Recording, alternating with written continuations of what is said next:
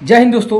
आज मैं आपको बताऊंगा जो क्लास 10th है जय प्रक्रम का आज जय प्रक्रम के बारे में आज मैं बताऊंगा और इसमें श्वसन बताऊंगा। इसमें श्वसन के बारे में आज हम लोग जानेंगे क्या होता है श्वसन। और इसमें देख लीजिए पहले क्या क्या इसमें हम लोग को सीखना है। तो श्वसन में हम आपको बता दें कि यहाँ आपको दिख रहा होगा श्वसन।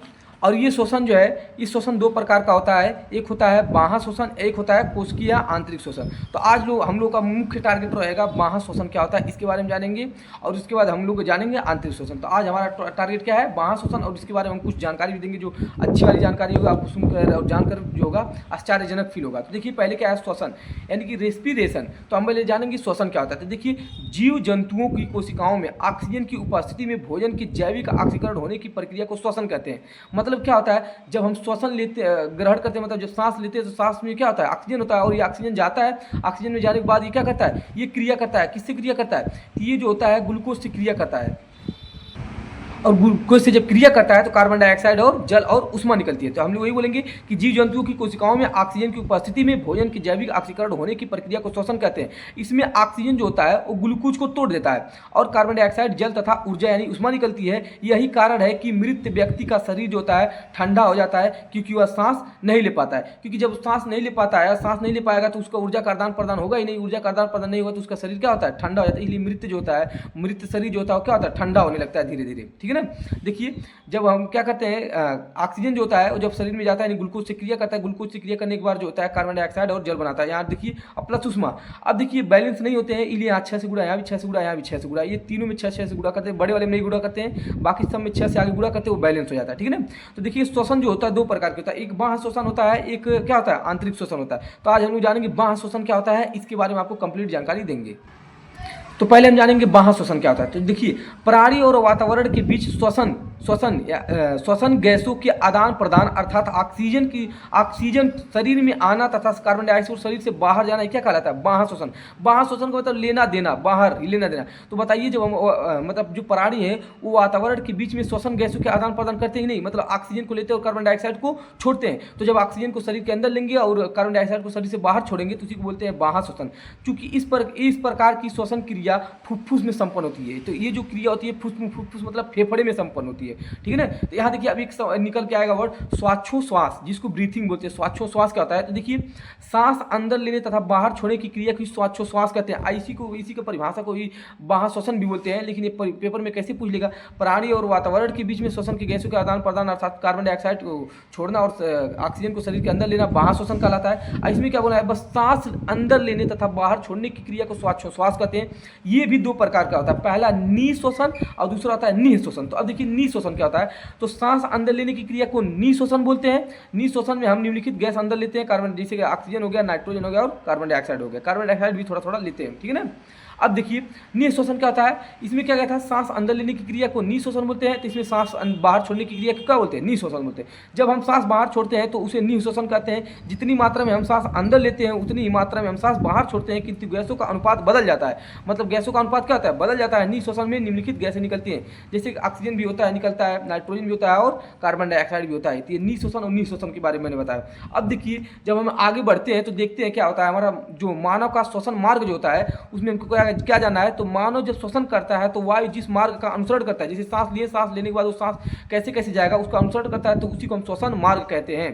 तो उस मार्ग को क्या बोलते हैं, श्वसन मार्ग कहा जाता है। श्वसन मार्ग निम्नलिखित है, देखिए कहाँ जाता है, पहले नासा कपाट यानी नाक, यानी उसी को नासिका बोलते हैं। फिर नासा छिद्र, फिर नासा कपाट उसके पीछे होता है, फिर ग्रसनी होता है, फिर उसका स्वर तंत्र होता है, फिर उसका श्वास नली होता है, फिर फेफड़ा होता है, फिर वायु कोष्ठक होता है। इतनी पार्ट जो है हम लोग को पढ़ना है। तो देखिए पहले नासा छिद्र क्या होता है, यानी नाक छिद्र। देखिए नासा छिद्रों में वायु जो होता है वायु प्रवेश करती है। नासा छिद्रों के जो भीतर होता है रोम यानी कि बाल होते हैं जो धूल के कणों के क्या कहते हैं या सूक्ष्म कणों को शरीर से अंदर जाने से प्रवेश करती है। तो ये नासा छिद्र जो होता है उसमें कुछ रोम यानी बाल पाए जाते हैं जो शरीर के अंदर जो कण या सूक्ष्म कण जो होते हैं वो जाने से क्या कहते हैं, रोकता है। अगला देखेंगे नासा कपाट।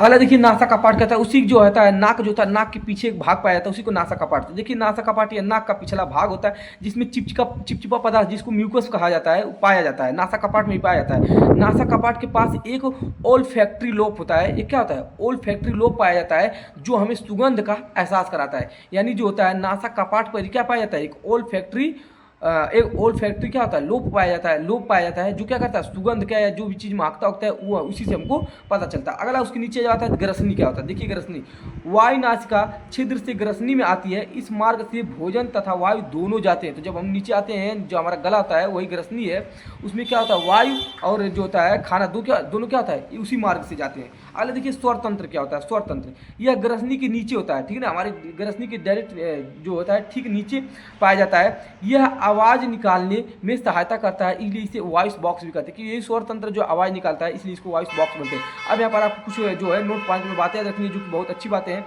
लेरिनेक्स मतलब वायु स्वर तंत्र, स्वर तंत्र पर एक कपाट पाया जाता है जिसे ईपीग्लोटिस कहते हैं। स्वर तंत्र पर क्या पाया जाता है, एक कपाट पाया जाता है जिसको ईपीग्लोटिस कहते हैं। जब हम कुछ निगलते हैं मतलब खाते हैं तो ईपीग्लोटिस बंद हो जाता है, और जब भोजन का श्वास नली में जाने से क्या करती है, रोकती है। मतलब जब हम खाना खाते हैं तो खाना खाने पर जो क्या होता है, ईपीग्लोटिस बंद रहता है और हमारा खाना जो होता है भोजन नली में चला जाता है। लेकिन जब सांस लेते हैं तो क्या होता है, देखिए जब कभी ईपीग्लोटिस खुला रहता है तो भोजन श्वास नली में चला जाता है, श्वास नली में चला जाता है, जिससे हमें क्या होती है, हिचकी आने लगती है। यही कारण है कि जो होता है लोग को हिचकी आती है और सब लोग कहते हैं कि याद आता है। तो क्या मतलब कि कोई याद कर रहा है, ऐसा नहीं होता है। इसमें क्या होता है, जब हम कुछ सोचने लगते हैं, सोचने से क्या होता है कि हमारा दिमाग भूल जाता है कि जो भोजन है उसको कहाँ भेजना है, श्वास नली में कि भोजन नली में, इसलिए भूल जाता है। तो जो होता है श्वास नली में जब भोजन चला जाता है तो फेफड़ा जो होता है उसको जंप मार के बाहर निकालता है, इसलिए हमको क्या आती है, हिचकी। यानी मेन काम किसका है, ईपीग्लोटिस। ईपीग्लोटिस अगर बंद रहता है तो समझ लीजिए कोई दिक्कत नहीं, लेकिन ईपीग्लोटिस अगर जैसे भोजन करते समय ईपीग्लोटिस खुला रहना चाहिए, लेकिन सांस लेते समय तक ईपीग्लोटिस नहीं खुलाना चाहिए, नहीं तो उसमें क्या चला जाएगा, भोजन चला जाएगा। तो यही बोला गया है कि लेरिनेक्स पर एक कपाट पाया जाता है जिसे ईपीग्लोटिस कहते हैं। जब हम कुछ निगलते हैं तो ईपीग्लोटिस बंद हो जाता है, मतलब हम जब कुछ खाते हैं तो ईपीग्लोटिस बंद होना चाहिए, ठीक है ना। और भोजन का श्वास नली में जाने से रोकती है, और भोजन जो होता है उस श्वास नली में तब नहीं जाएगा। जब कभी ईपीग्लोटिस खुला रहता है तो ईपीग्लोटिस खुलने से भोजन उसमें चला जाएगा, श्वास नली में तो क्या होगी, हमको हिचकी आएगी। ईपीग्लोटिस का नियंत्रण जो होता है, मतलब खोलना बंद करना कौन है, तो मेडुला ऑब्लांगेटा करता है। तो आपको ध्यान रखना है, ईपीग्लोटिस खुला रहता है तो भोजन कहाँ चला जाता है, उसमें चला जाएगा, इसलिए हिचकी आती है। अगला देखिए श्वास नली, तो श्वास नली आपको पता ही चलेगा, जो गले में स्थित स्वर तंत्र को फेफड़े से जोड़ती है, मतलब ऊपर फेफड़ा है, ऊपर जो श्वास नली है उसको और फेफड़े से जो जोड़ता है उसी को हम बोलते हैं क्या, श्वास नली तक जाता है। ट्रेकिया के चारों ओर, ट्रेकिया ठीक है ना, ट्रेकिया इसी को श्वास नली को इंग्लिश में बोले हैं। ट्रेकिया के चारों ओर घुमावदार नरम हड्डी होती है, जो हड्डी होती है उसके चारों ओर क्या घुमावदार नरम हड्डी होती है, जिसे हम कार्टिलेज कहते हैं।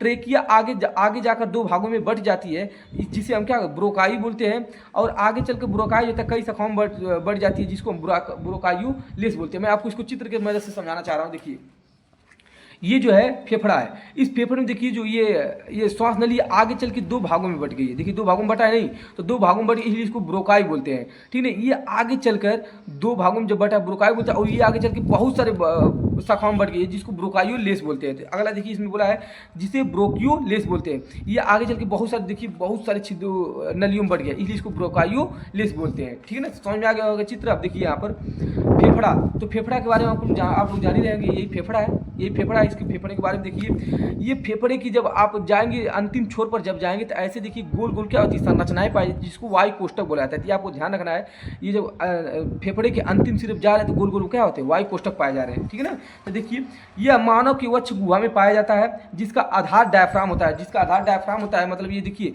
ये जो फेफड़ा है देखिए यहाँ डायफ्राम पे रखा हुआ है, जिसका आधार क्या होता है, डायफ्राम होता है, जिसका आधार डायफ्राम पर टिका रहता है। यह मानव का मुख्य श्वसन अंग है, क्योंकि सांस ही लेना देना होता है। इसकी संख्या 2 होती है, आप लोग देख ही सकते हैं इसकी संख्या कितनी है, 2 है, ठीक है ना।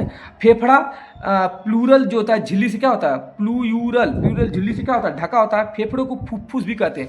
तो ये जो फेफड़ा होता है इसके ऊपर एक झिल्ली पाई जाती है, जिसको प्लूरल बोलते हैं। प्लूरल जो झिल्ली होती है इससे ढका होता है फेफड़ा, और ये क्या होता है, इसी को फुफ्फुस भी बोला जाता है, ठीक है ना। तो आगे देखते हैं। देखिए फेफड़ा रक्त में क्या करता है, ऑक्सीजन मिला देती है, जिस रक्त को शुद्ध कर देती है। मतलब जिस रक्त में ऑक्सीजन उपस्थित होता है उसको शुद्ध बोलते हैं, जिस रक्त में कार्बन डाइऑक्साइड उपस्थित होता है उसको अशुद्ध रक्त बोलते हैं। तो फेफड़ा जो होता है और क्या कर रहा है, फेफड़ा रक्त में O2 मिला देता है, मतलब क्या ऑक्सीजन मिला देता है, जिस रक्त का शुद्धिकरण कहते हैं, अर्थात रक्त फेफड़े में जाकर शुद्ध होता है। रक्त कहाँ शुद्ध होता है, तो फेफड़े में जाकर शुद्ध होता है, ठीक है ना। अब बताएंगे हम आपको वायु कोष्ठक क्या होता है, जो आपकी बताएं छोटे छोटे छिद्र जो होते हैं फेफड़े में आगे चल के, वही इसी को ब्रोकाइयोलेस बोलते हैं। ये क्या था, ब्रोकाइयोलेस के सिरे पर गोल गोल संरचना पाई जाती है। ये भी मैं आपको दिखाया हूँ कि ब्रोकायोलिस की सिरे पर गोल गोल संरचना देखिए पाई जाती है। यही ब्रोकायोलिस से बहुत सारे जो निकले हैं यहाँ निकाल के दिखाया गया। इसको देखिए गोल गोल संरचना पाई जाती है, इसी को बोलते हैं वायु कोष्ठक। वायु कोष्ठक देखिए ये गैसों के विनिमय का कार्य करता है, मतलब आने जाने का काम करता है। वायु कोष्ठक में रक्त कोशिकाएं आती हैं, वायु कोष्ठक में क्या होती है, रक्त कोशिकाएं आती है तथा रक्त के अंदर एचबी होता है, एचबी मतलब हीमोग्लोबिन होता है जो वायु की ऑक्सीजन का अवशोषण करता है। उस एचबी में ऑक्सीजन होता है जिसको क्या करता है, अवशोषित करता है कर कोशिकाओं तक क्या करता है, पहुंचाता है। तो एचबी में क्या होता है, वायु होता है, ऑक्सीजन होता है, ऑक्सीजन को अवशोषित करके क्या करता है, कोशिकाओं तक पहुंचाता है। और यह ऑक्सीजन जो होता है ग्लूकोज को तोड़ देता है, जिसके फलस्वरूप कार्बन डाइऑक्साइड निकलता है और कार्बन डाइऑक्साइड को दे देता है और CO2 को दे देता है। मतलब क्या करता है, जब वो ऑक्सीजन लेता है तो ऑक्सीजन लेने के बाद कार्बन डाइऑक्साइड बनता है, कार्बन डाइऑक्साइड को फिर क्या करता है, उसको दे देता है हीमोग्लोबिन को, हीमोग्लोबिन फिर लेकर क्या कर देता है, चला जाता है उसको। एचबी जो होता है CO2 को बांध लेता है मतलब पकड़ लेता है, ले लेता है और पुनः वायु कोष्ठक तक वापस आता है, मतलब वायु कोष्ठक फिर वहाँ आएगा और फिर क्या करेगा, उसको फेफड़े के रास्ते फिर क्या होगा, श्वास नली से बाहर निकाल देगा। जब हम सांस छोड़ते हैं तो वायु कोष्ठक से CO2 क्या होता है, बाहर निकल जाता है। यह प्रक्रिया निरंतर चलती रहती है जिसे श्वसन कहते हैं। तो ये भी हो गया। अब देखिए यहाँ पर कुछ बातें आपको जाननी चाहिए नोट पॉइंट में, बहुत इंपॉर्टेंट बात है। जब वायु कोष्ठक जाम हो जाता है, ठीक है ना, तो उस बीमारी को हम कहते हैं निमोनिया कहते हैं। वायु कोष्ठक क्या होता है, जाम हो जाता है, निमोनिया कहते हैं। टीबी नामक रोग में वायु कोष्ठक में छेद होता है। अगर वायु कोष्ठक में छेद हो गया तो आपको टीबी नामक रोग हो जाएगा। वायु कोष्ठक पर बलगम यानी कुछ आकर जम जाता है तो उसको बोलते हैं दम्मा रोग बोलते हैं, बलगम हो जाता है, ठीक है ना, बलगम आना उस पर। तो वायु कोष्ठक में 3 बात बता दिया। अगर वायु कोष्ठक जाम हो जाता है, ठीक है ना, तो उसको हम निमोनिया रोग कहेंगे। वायु कोष्ठक में छेद हो जाता है तो आपको टीबी नामक रोग हो जाएगा। वायु कोष्ठक में बलगम आकर जमने लगते हैं उसको दम्मा रोग हो जाएगा। नेक्स्ट पार्ट में हम आपको बताएंगे आंतरिक श्वसन क्या होता है। तो इस वीडियो में बस इतना ही। ये जो है आप लोग को अच्छे तरीके से तैयार करना है। और वीडियो कैसा लगा प्लीज़ लाइक शेयर सब्सक्राइब करें और कमेंट करें। जय हिंद।